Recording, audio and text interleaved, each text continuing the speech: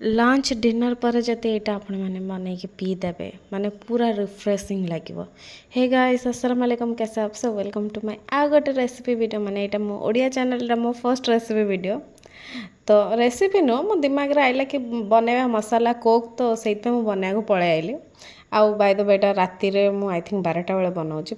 Fast तो मु लेंबू काटिदेली गोल गोल करिकी, तापर ग्लास 2टा ग्लास पकईदेली, तापर पुदीना पत्र पकईकी ताको मैंने अच्छे से कुटली, मैंने मोर हिंदी आस जाऊँ, आई एम सॉरी। तो अच्छे से ताको कुटली, तापर ता भीतर जलजीरा गोटे गोटे पैकेट पकईदेली, तापर ढाली कोक।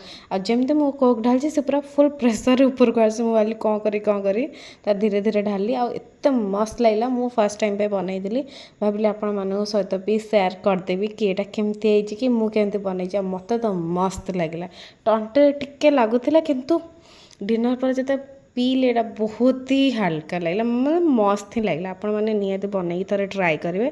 देखा गोटे वीडियो। अल्लाह हाफिज़।